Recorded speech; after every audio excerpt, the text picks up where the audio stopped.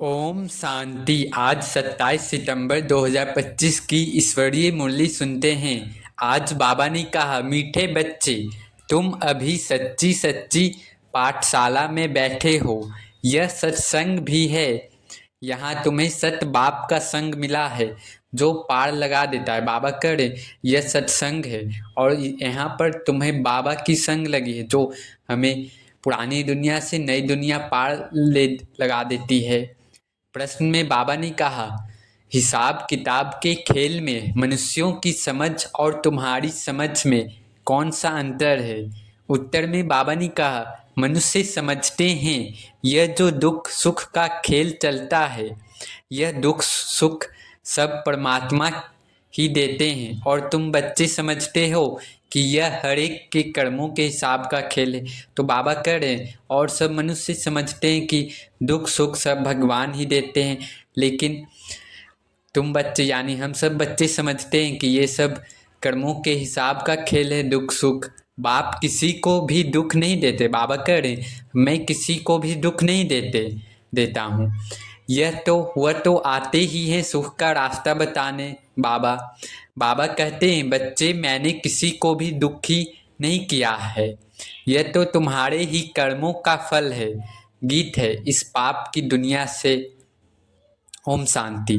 अब हम सुनते हैं मुरली की मुख्य पॉइंट्स। पहला है, बाप की सत है। सत्संग केवल एक ही है, बाकी सब झूठी पाठशाला हैं। दूसरा, सतगुरु द्वार। बाबा कह रहे हैं शिव बाबा अकाल मूर्त हैं, वही मुक्ति जीवन मुक्ति का द्वार खोलते हैं। तीसरा, ड्रामा निश्चित है, सबका पाठ अनादि बना बनाया है, इसमें कोई दोष नहीं। चौथा, सहनशीलता चाहिए। बाबा कह रहे माया के विघ्न आपदाएं अत्याचार सब ड्रामा का पार्ट है। पांचवा, स्वर्ग की बादशाही पाने का हक। बाबा कह रहे मेहनत करनी है, श्रीमत पर चलना है। छठा, भारत ही असली मालिक। भारत ने कभी किसी पर राज्य नहीं छीना बल्कि विश्व का मालिक बना। बाबा कह रहे भारत ने कभी भी किसी का राज्य नहीं छीना बल्कि विश्व का मालिक बना भारत। सातवां, पुरानी दुनिया का अंत, नई दुनिया की शुरुआत। कलयुग खत्म होकर अब सतयुग आना है। आठवां, याद ही मुख्य साधन है। मीठे बच्चे, बाप को याद करो। बाबा कह रहे मीठे बच्चे, बस एक बाप को याद करो, यही असली कमाई है। नौवां, लक्ष्मी नारायण प्रथम पुरुषोत्तम। संगम पर श्रीमत से ही नर से नारायण और नारी से लक्ष्मी बनते हैं। 10वां, एक शिव बाबा दूसरा न कोई। बाबा कह रहे यही सबसे सहज और पक्की बात है। एक शिव बाबा दूसरा न कोई, यही सबसे सहज और पक्की बात है। अब धारणा पॉइंट से पहला, एक मत पर चलना। बाबा कह रहे एक मत पर चलना, सिर्फ शिव बाबा की श्रीमत को फॉलो करना और किसी की मत को फॉलो नहीं करना, एक शिव बाबा। दूसरा, देही अभिमानी रहना, अपने को आत्मा समझकर हर कर्म करना है हमें। तीसरा, सहनशीलता बनना, सहनशीलता का गुण धारण करना है। विपरीत परिस्थितियों और माया के विघ्नों को ड्रामा अनुसार समझकर पार करना है।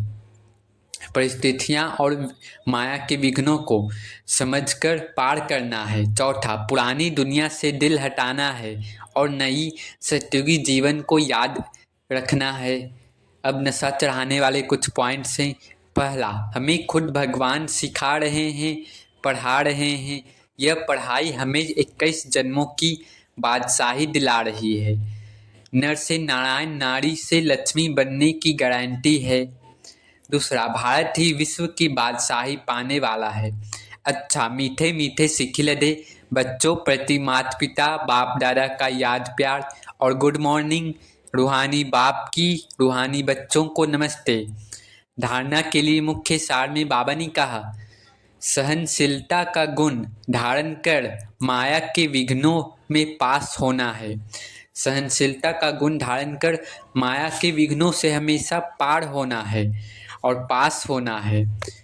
अनेक आपदाएं आएंगी, अत्याचार होंगे, ऐसे समय पर सहन करते बाप की याद में रहना है। बाबा करे अनेक आपदाएं आएंगी और अत्याचार दिन ब दिन बढ़ते ही जाएंगे, ऐसे समय पर आपको सहन करना है और बाबा की याद में रहना है।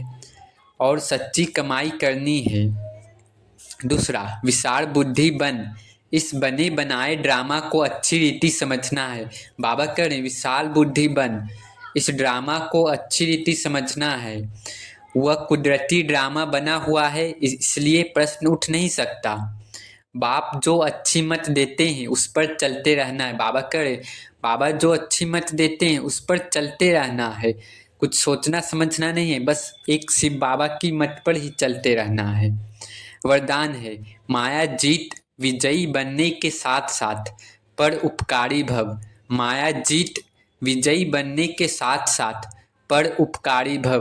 बाबा कह रहे अभी तक स्व कल्याण में बहुत समय जा रहा है, अब पर उपकारी बनो। बाबा कह रहे अभी तक स्व कल्याण में बहुत, मतलब कि अपने कल्याण में बहुत समय हम दे रहे हैं, तो अब पर उपकारी करना है, दूसरों पर उपकार करना है। माया जीत विजयी बनने के साथ साथ सर्व खजानों के विधाता बनो, अर्थात हर खजाने को कार्य में लगाओ। बाबा करें माया जीत बनने के साथ साथ आपने जो खजाने जमा किए उसे कार्य में लगाओ। खुशी का खजाना, शांति का खजाना, शक्तियों का खजाना, ज्ञान का खजाना और गुणों का खजाना, सहयोग देने का खजाना बांटो और बढ़ाओ। बाबा करे ये सब खजाना बांटो और बढ़ाओ, शांति का, शक्ति का, गुण का, ज्ञान का, शक्ति का, सहयोग का, ये सब का। जब अभी विधातापन की स्थिति का अनुभव करेंगे अर्थात परोपकारी बनेंगे, तब अनेक जन्म विश्व राज्य अधिकारी बनेंगे। स्लोगन है, विश्व कल्याणकारी बनना है तो अपनी सर्व कमजोरियों को सदा काल के लिए विदाई दो।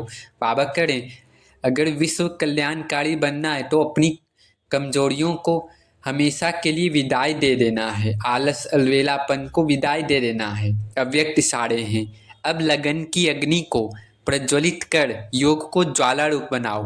बाबा कह रहे हैं जैसे किला बांधा जाता है जिससे प्रजा किले के अंदर सेफ रहे, एक राजा के लिए कोठरी नहीं बनाते, किला बनाते हैं। बाबा कह रहे जैसे किला बनाते हैं एक कोठरी नहीं, वैसे आप सभी भी स्वयं के लिए, साथियों के लिए, अन्य आत्माओं के लिए ज्वाला रूप याद का किला बांधो। बाबा करे वैसे ही आप स्वयं के लिए, साथियों के लिए और सभी आत्माओं के लिए ज्वाला रूप याद का किला बांधो। याद की शक्ति की ज्वाला हो तो हर आत्मा सेफ्टी का अनुभव करेगी। अच्छा, ओम शांति, ओम शांति, ओम शांति।